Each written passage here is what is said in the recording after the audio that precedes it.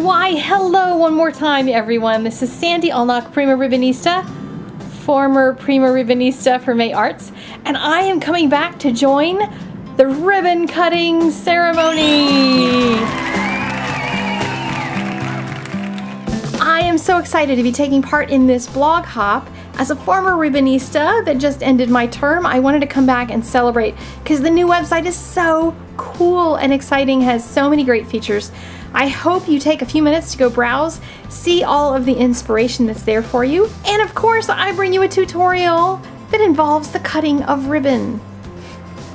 So I'm going to show you how to make these petals. You're going to need a pair of scissors for trimming. Make sure they're really sharp and they're not gooey. And that you need a either a candle, or I'm just going to use a Bic lighter to burn the ends of them.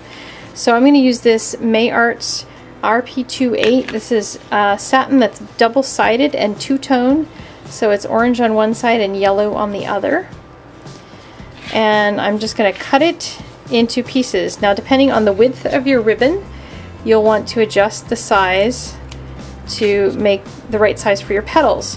So on this ribbon, I'm going to do 1.5 inch petals, and each one of these blocks is an inch, so I'm going to cut 1.5 and 1.5, and don't worry about having to cut them exact or cutting them. I'm going to take the scissors and just trim a rough petal shape. It does not have to be super even. And do it on both sides. You can even have frayed ends hanging off, perfectly fine, because they're going to disappear. I'm going to hold it with my tweezers. I'll burn my fingers,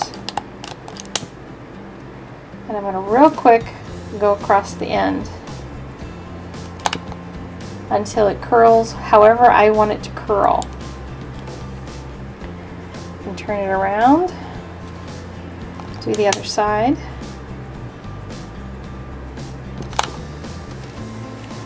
And now I have a nice petal to play with. You can do this with all different sizes of ribbon, different types of ribbon. Here's the card I made with the orange petals, and I cut a hole in a piece of the yellow cardstock, this goldish shiny cardstock, and popped it with some dimensionals so that there's a hole in there for me to put the flower in. The flower is adhered with glue dots, and then I just put a pearl on top and used some of this really cute May Arts leaf ribbon as well.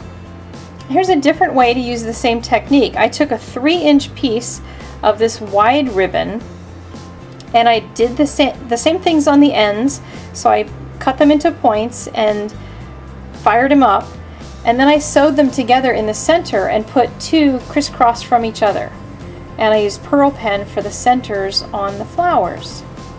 And here's one more that I did for a Christmas card. And for that one, I did really thin, small petals so I could do a poinsettia.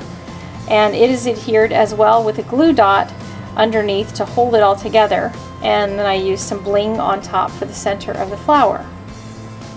Thank you so much for taking a moment to watch this video. If you enjoyed it, please click the like button. You can subscribe to May Arts to get lots more great ideas on ribbon.